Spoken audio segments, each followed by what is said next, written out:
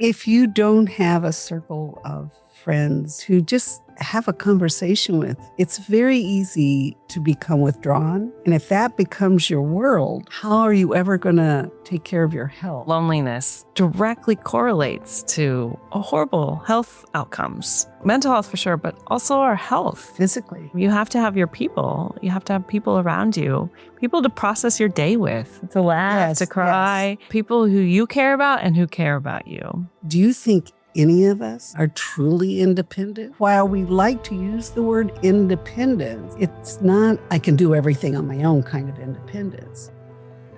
Good morning. Welcome to Connecting is Caring podcast of New Wave Home Care, where our objective is to connect the hidden gems in our community, connect the resources in our community, bring the stories in our community to life. And today we have the Pasadena Village with us. And Pasadena Village, honestly, is a hidden gem in our community. We had to spread the message of the village concept so that more people are aware of it. Thank you for being with us today, Bridget and Katie. Bridget, can you tell me a little bit about yourself? Certainly. I was raised in Indiana. And then I raised all of my children in Indiana, 5 of them, 3 of whom now live in California. When I retired, I made the decision, I want to live in California. So I moved out here about 11 years ago, 2014, and eventually moved to Altadena. And my home was connected to my son's home that burned in the fire. But we're still able to relocate. In the same sort of setup, but we're just in South Pasadena now. But the village was the piece that finally brought me friendships. Got you connected to the community. Yes. Yeah. Wonderful. And Katie, you're the executive director. When did you join Pasadena Village? I joined Pasadena Village in 2020, the very end of 2020. So it's a very interesting time. The COVID pandemic was ongoing, and we navigated the vaccine rollout in the coming months and how to safely reopen. All of the activities were continuing just on Zoom, by phone calls, and some very distanced gatherings. But because people really valued those connections they made through Pasadena Village. So through 2021 and ongoing, we make sure that there's a safe place for people to gather together. And it's been an amazing 5+ years at Pasadena Village, being the executive director and being there for the older adults that find community and other connections through Pasadena Village. Wonderful. And I have so much appreciation for everything at Pasadena Village. You are a role model for other villages. They're aspiring to, get to where Pasadena Village is at this point in time. So you really have done a great job at the Pasadena Village. Thank you. And May is the month of older adults or That's seniors. Right. Older Americans month. And one of the biggest topics about is living independently and things like that. So what are the biggest challenges seniors face when it comes to staying in their own home and aging in place? So I serve on the Senior Commission for the city of Pasadena, and we just received a commemoration from the mayor about Older Americans Month. And I really think it's so wonderful and uplifting because so much that happens at city council is solving problems, which are very important.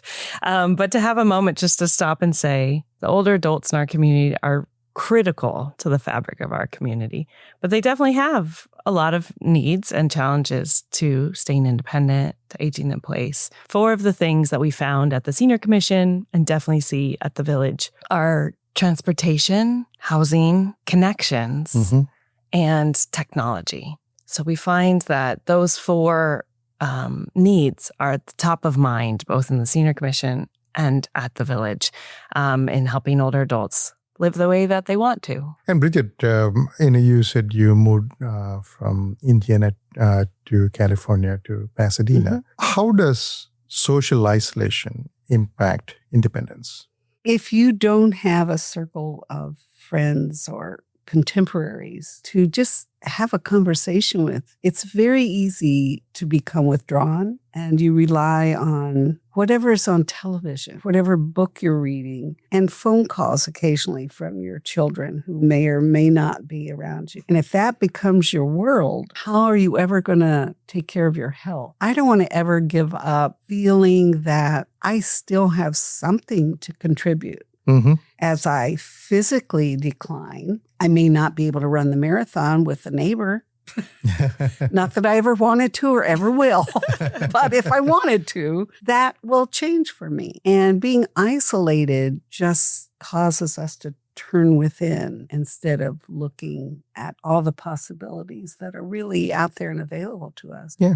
And when you think about independence in later life, what does that mean to you personally? Because I'm asking you specifically because you said, Pasadena Village was one of the prime supporters of independence for you. It's interesting because as I think about independence, I have been so stubborn my whole life, never wanting to give up my independence. And I had spinal surgery last summer. And of course, I couldn't go anywhere for weeks. And I relied upon villagers who would come and visit, who had become friends. They were not coming because they were assigned to come look after me or bring me a meal. They came because they had become friends. But at the same time, I had a conversation with my son about, I don't like being dependent upon people. I want to remain independent. And he said, Mom, do you think any of us are truly independent?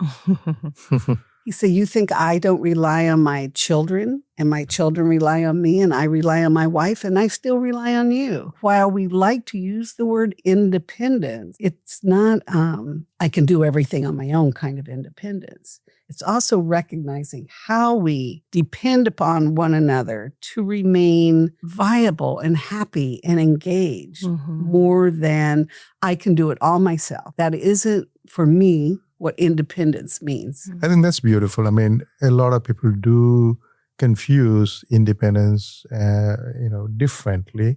I would say you are still connected. That doesn't mean that you're not independent. You're still connected.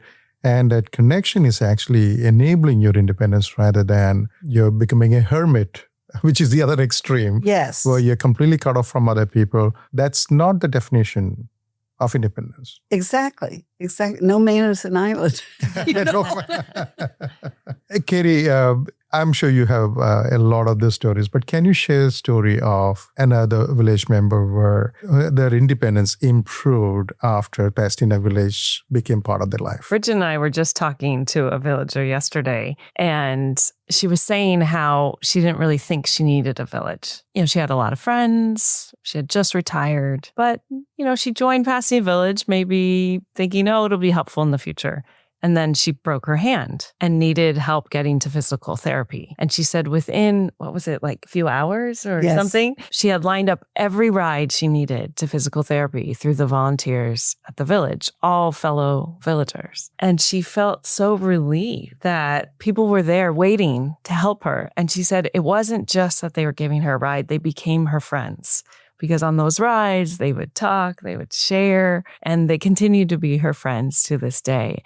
And I just thought that was such a wonderful story, such a wonderful impact. The village is there for when you need it, and you need it every day because we need friends. We need those connections. And yes, you might have family, you might have others around you, but the village provides the structure so you can get the ride you need, so you can get someone to visit you. Or you can think, I've been helping. Maybe it won't be so hard for me to ask for help now that this issue I'm facing some new issue. And I just thought that was just so beautiful, don't you think? It really is. It really points to, if you have children around you, adult children, I don't want my life to become their burden. I don't want them to feel they have to meet all of my needs. And actually, the only downside is my son says, you're busy all the time. Which is a good problem, right? It is, because I'm busy not just having fun, but learning, doing, the village provides such marvelous educational opportunities and social, going to a restaurant together with a group of people. I might know 2 or 3 of them the first time I go. By the next time, it's sort of, you want to stay later, they're leaving. We don't have to go yet. It's really been wonderful. Yeah. So village, in a sense, it gives you the friends to share your good times with and gives you the shoulder to lean on when you need it. Exactly. I think it gives you the opportunity to make friends, if I can clarify. Yes. Because friendships, as with all kinds of connections, take work on your own behalf. But we offer opportunities for you to connect. So if you're interested in music or playing ping pong or knitting, there's a group that you could then you're invited to, which feels good, and you can go, but it's up to you to make it a friendship, right? And I think that gives people so much agency. I think that's really it. And I can pick and choose. Like, I can assure you, I'm probably never going to attend a Science Monday. You might like it. But I might do a happy hour Monday. That's right. I'll come for the happy hour too. So it's allowing me to choose how involved I want and in what ways I want to be involved. I think often once we retire, we aren't always given opportunities to lead. Or to volunteer or to make a significant contribution based upon the skills we've acquired over decades. And the village allows that. As little or as much as you want to do, you can be involved in a team to plan things and make certain everyone's being heard. You can serve on the board of directors, or you can attend and participate and eat our food. Yes. And it's all good. Food creates connections, for sure. Exactly. You wouldn't believe how many times, sometimes in the same week, we have lunches, dinners, happy hours, brunch. Yes. Yeah. And afternoon tea. Yeah. Yes. That brings people together. It brings people together. So what are some of the small steps, small helps that everyday folks, they find it useful coming from the Pasadena Village? So we like to say we provide a little extra support. And a lot of that is resource connections. So people will ask for real-time referrals from fellow villagers about, I need a dog walker, or I'm looking for an ophthalmologist. Who do you recommend? And everything we do is about building connections. And so we hope that when you call someone and say, hey, I have this great dog walker. What kind of dog do you have? And you guys will connect. And now we even have a doggy group, which is so cute. Everything doggy. Everything doggy. And so they say it's the excuse for the dogs to socialize, but I really think it's for them. But we hope that, it being a real-time connection, resource referral from each other, it'll build those relationships. But transportation is really a key support that we offer. And there are so many nuances to getting to where you need to go. Even here in Los Angeles, there's a lot of pieces, especially if you have to immediately stop driving, if it's not gradual. We try to really help people think about their options for driving. And we do offer free rides to our villagers. And right now, to those impacted by the Eaton fire, they can request rides as well because of the grant funding we have. Those rides are really important to get people to where they need to go.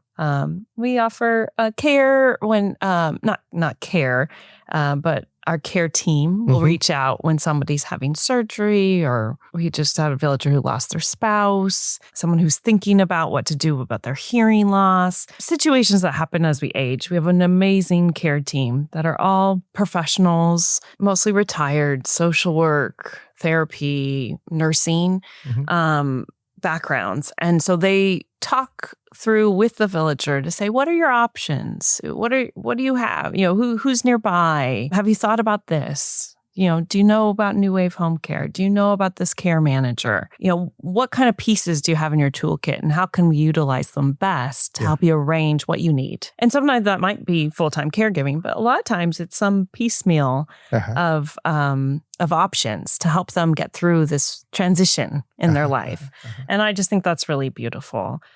because it's a peer, maybe someone who's gone through the same issues as you. And then we offer technology support, whatever people ask for. Yeah, a little help at home. And I think an important initiative we've been working on for some time now is educating seniors about frauds and scams. That is one of my favorite topics. Well, we'll have to have you come and talk to the village. Yes, I'm more than happy to, because technology, while it's good, it can also be a bad tool in the hands of the wrong people. I have been actually doing a lot of presentation on the AI and senior scams, and it's just scary what you can do with the technology. It really is. And several villagers, some extremely savvy, have been taken in. And so we're trying to learn from each other, but also have experts come in. And the title of the one coming up I love is called Frauds and Scams and AI. Oh my.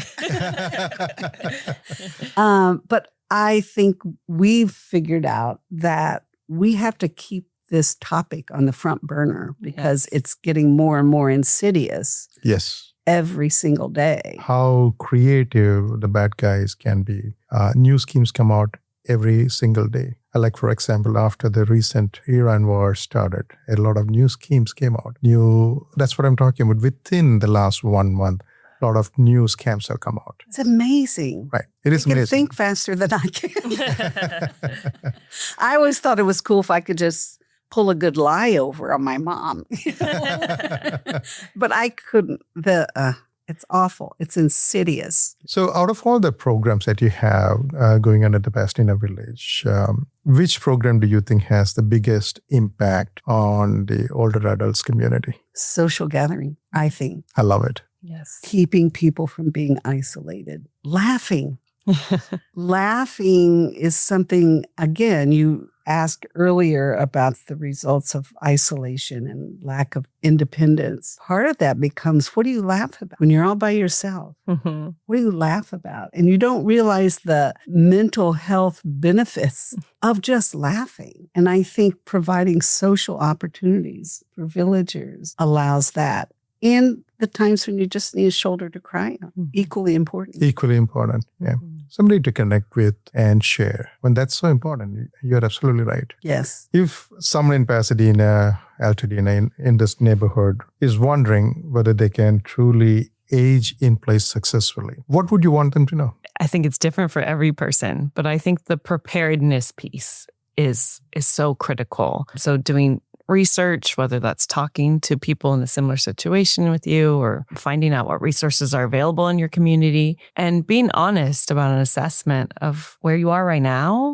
what you have, what changes you can anticipate, what things might be challenges coming up, and then creating a plan, like a written plan to decide, okay, I can talk today about exploring this resource or getting these plans in place. So if you make those little steps, it'll really help you prepare for those ups and downs that come. We have an amazing program called Ready or Not, and it's also peer support group where people do exactly that, an assessment, anticipation of what might come, and then researching and engaging with the resources that could be helpful to them if they had a fall, if they needed to move, if, things would, whatever changes we might, it's hard to think about it. And it's not pleasant to think about and what might change. That workshop is all, it's in a binder. So we go through it as a group and say, oh, well, I haven't really even looked at my will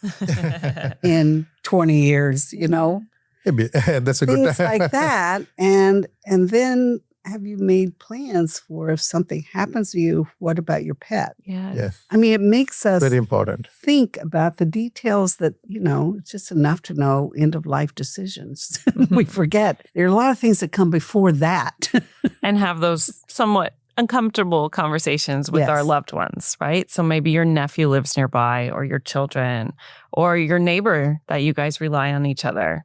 You have to share your wishes with them, share your plans with them, and rely on them to say, now's the time to do plan B, C, or D. Yes.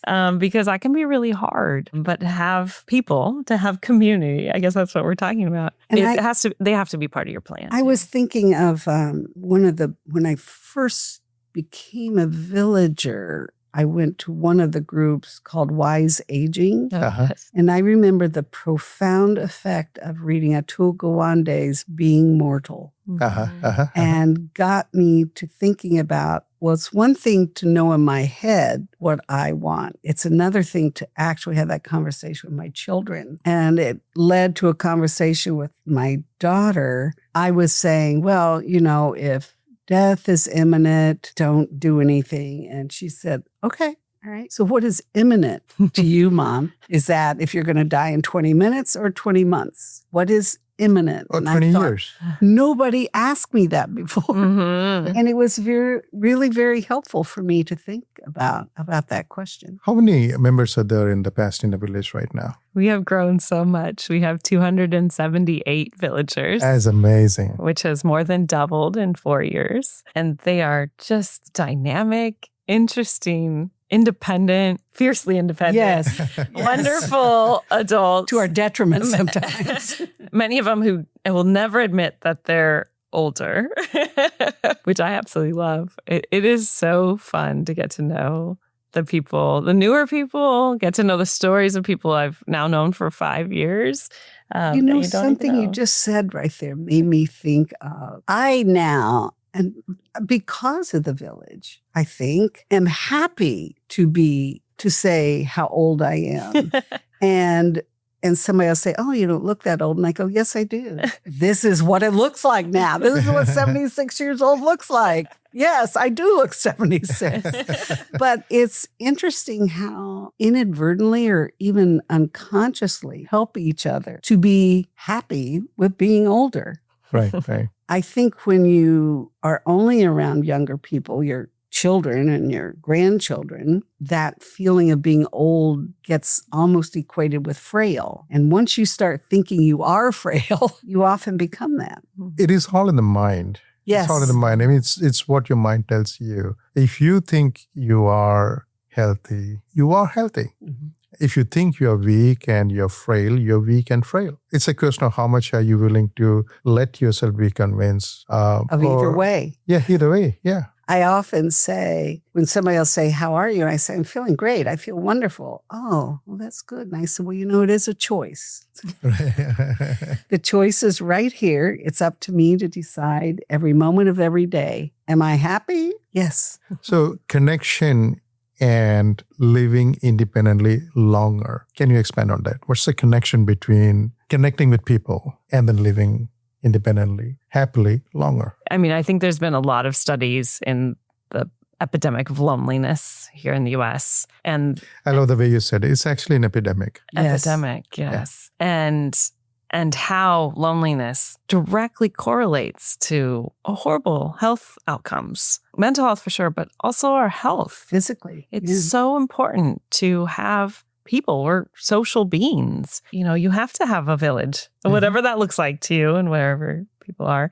You have to have your people. You have to have people around you, people to process your day with, to laugh, to cry, people who you care about and who care about you. And all those connections change as we age and we lose them. People move away, they pass away. You can't do the same things, or they can't, their interests change. And so you have to keep creating new connections, and it can be very hard to do that. So the village is just a place where those connections can thrive, and it also gives you that agency to create what you want. Yes. And I think that's so critical. We're not saying, here's an activity tomorrow for you. We're saying, what do you want to do tomorrow? And how can we help support you do that, yes. whatever it is. Yeah. So, I feel like we have new groups forming all the time. Another walking group coming, another conversation group, kind of support group, and then kind of really interesting ones on different discussion topics I would never have picked. We have a singing group that they just want to sing together. We have a band called the Disappointments They're hilarious. I mean, I don't know that they are. because they don't perform And for they're anyone not- else. Yeah, they're not trying to not be disappointed. They just want to make music They together. just get And how together on beautiful is Sundays that? and somebody's home and play their instruments. So how do you make these new groups? Members think of a new thing that they want and then create the group? And or- then they just create the so group. you just kind of facilitate the whole process? So for the staff, we're there to say, okay, how often do you want to meet? Do you want to meet in our community room at the village? Or can we help you find a coffee shop or someone's home? Let's get the word out. And so then we'll spread the word, usually by email, in our Friday bulletin is what we call it. And we'll have these member messages, and there's a whole bunch of them. And I mean, there's the person looking for the dog walker, right? And then there's, someone who has extra tickets to the opera on Saturday. And then it's, hey, does anyone want to get together for coffee next Saturday? And so many people, with 278 people respond. Yes. And you don't need too many, I think our best groups are between like 5 and 20 people. That is enough to have conversation. If someone gets sick or can't go for whatever reason, you're not looking at the wall. Yes. And so if you can just get a handful of people together to do whatever you want to do. Yeah, like I think it was like, was it 3 years ago? You and I sort of came up with the idea of happy hour. Yes. Should And we do this? Initially, we were going to various restaurants, and then we found a restaurant that would give individual checks. Because that's important. And people just said, could we just always come here? Uh-huh. So we do one Monday a month. But it's interesting to me how I had to finally limit it to 16 people. 16. That's I mean, we're in a restaurant. You're taking over the and I whole say, place. Oh, yes. We have 2 tables so that we can hear each other. But it's just amazing how we're eager to get out in informal situations like that. And just And in a good sense, you're also supporting the local small businesses. That's right. Exactly. That's right. Right? Yeah. exactly. But we do really think about how it can be as accessible as possible. So making Yes. sure you can hear each other. So a Uh-huh. restaurant that's too noisy, we'll maybe not go back to,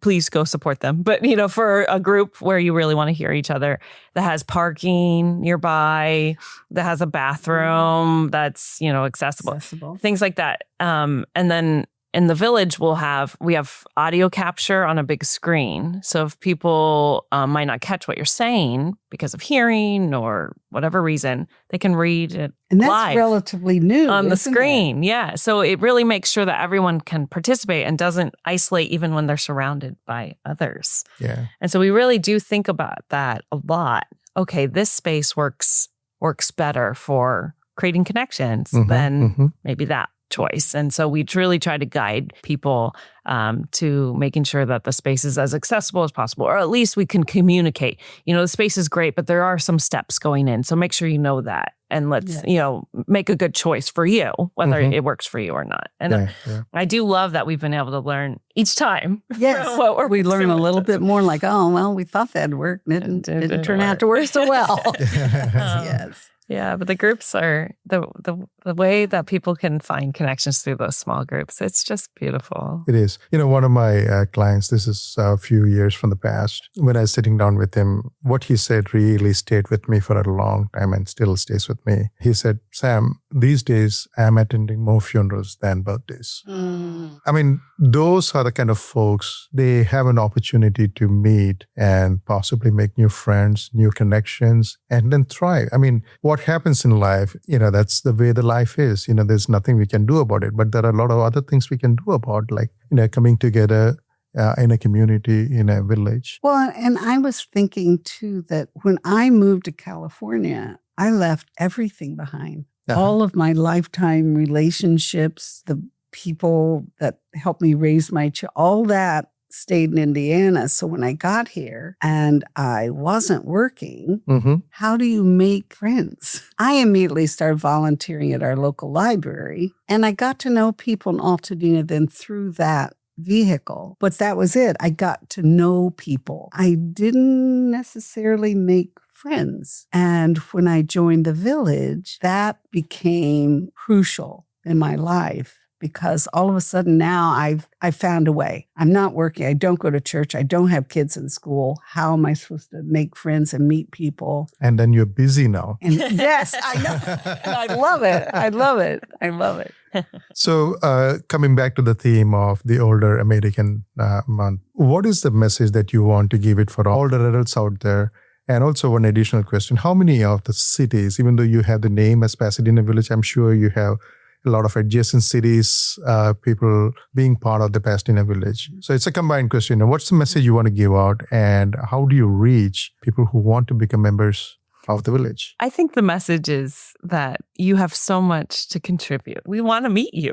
Yes. And at Pasadena Village in particular, but even other places where you can volunteer, where you can show up, where you can be there. There's so much that older adults can contribute and do contribute. Mm-hmm. And you just have to see what you're interested in, how you want to do that. And if you're not sure about the opportunities that are available, well, Pasadena Village has opportunities, but also we have this annual resource fair. Pasadena celebrates Older Americans Month coming up on May 20th, and it's every year. At Victory Park? Yes, at Victory Park, May 20th. And so there's going to be over 60 organizations and places that you can be part of and volunteer. And it's just, there's so much there. And I just think that the more people learn about it, they'll find one or two that spark their interest. And that'll help them be part of our community even more than before, and help us to benefit from their contributions, from their smile, from their maybe extensive experience in that area or not. There's a whole range of opportunities for people at whatever age you are. And for us at Pasadena Village, we support older adults that range from parts of Los Angeles and Glendale to even we have a member in Claremont. So across the San Gabriel Valley and beyond. If you're looking for connections, Pasadena Village is one option. There are many other villages throughout the state of California, across the United States. There's about 300 villages across the U.S. I think that's such an important aspect of the village. It is not unique to Pasadena. It started in Boston, I think about 20 years ago, probably, and has spread all across the country. And all it takes is 8 or 10 neighbors and friends deciding we want to do that too. And then there's always help to help you form your own village. It is. I'm impressed if people are coming all the way from Claremont to Pasadena. That's impressive. I went to Claremont for my school. So, it's a very dear place in my mind. So, that's probably about 20-25 miles out there. That's impressive. People are looking for connections. And maybe they have a family member over here or they're working. And, there's a lot of reasons that you're looking for community, because most of our programming happens Pasadena, South Pass, Altadena, some in Sierra Madre. It just depends. We just had a really nice walk in Montrose. So, wherever people want to gather, the village will be there. Yeah. And I think that's what's so beautiful. It's because you make it what you want it. It is. Yes. It is. And I think even the number you said, it's very impressive, but I think it is, you just scratch the surface. There's a lot more opportunity for it to grow. And I'm really wishing that I'm rooting for Pasadena Village to grow even bigger, because the purpose and the commitment is truly to be appreciated. Well, Sam, you're absolutely right. Your support means so much, because we need the whole village. We need the whole community to help us to grow and thrive, and really just make sure that older adults have a place and have a say. Are part of something bigger than ourselves. And thank you both for coming on this podcast, spreading the message. That's what we can do. It really means a lot for me to have you both coming and spending the time with me and talking about the village. Well, thank you for inviting us. What a privilege this has been. It really has. Thank you, Tam. Yeah, we'll have more opportunities. Good. Great.